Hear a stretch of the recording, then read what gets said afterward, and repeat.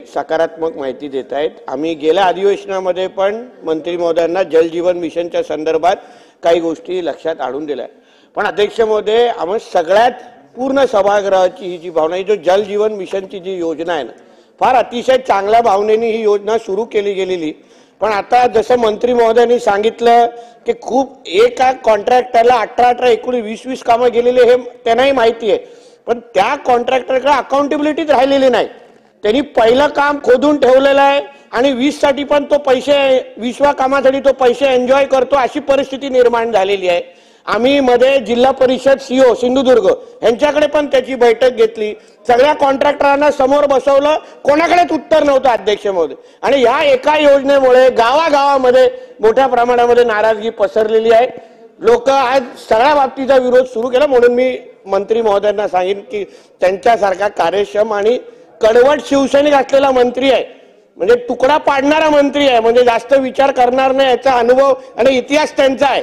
म्हणून त्यांना मी विनंती करतो की तुम्ही मंत्री महोदय जोपर्यंत ग्राउंडवर उतरत नाही, जिल्ह्यामध्ये माहिती घेत नाही, हे अधिकारी तुमच्यापर्यंत काय माहिती पोहोचवतात यावरच आमचा प्रश्नचिन्ह आहे।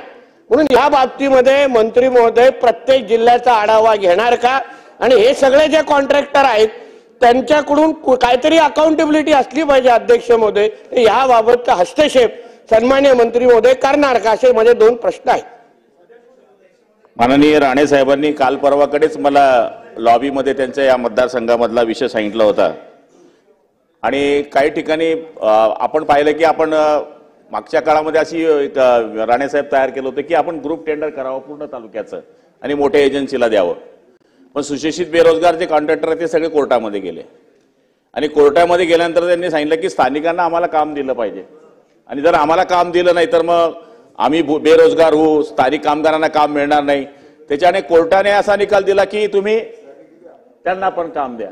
त्याच्यामुळे आपण जे म्हणताय त्याच्याकडे बीड कॅपॅसिटी जेवढी आहे त्या बीड कॅपॅसिटीच्या आधारावर आपण त्यांना कामं देण्याचे प्रयत्न केला। काही ठिकाणी कामं रखडलेली, आणि आपण काल परवाकडे मला बोललेत, पण आपली जी सूचना योग्य आहे की जिल्हा वाईज अधिवेशनाच्या आत जितके जवळपास 10-15 जिल्हे मला जेवढ्या बैठका घेता येतील त्यांच्या बैठका निश्चितपणाने आपण या ठिकाणी घेऊ, आणि अधिकाऱ्यांच्या यंत्रणाच्या नियमित बैठका आम्ही नेहमी घेत असतो। पण तरी सुद्धा स्थानिक जर आमदारांना मी बोलवलं तर माझ्याकडनं काय, डिपार्टमेंटकडनं काय चुकी होते, कॉन्ट्रॅक्टरकडनं काय चुकी होते, कारण की हे मिशन आहे आणि हे मोदीजींचं स्वप्न आहे, हे लोकांचं स्वप्न आहे। याच्यामध्ये जर आमच्या चुका होत असतील ना, आपल्यासारखे महोदय मला सूचना करत असतील तर मी त्याच्यामध्ये दुरुस्ती केली पाहिजे, कारण की हे याच्यानंतर कधी होणार नाही।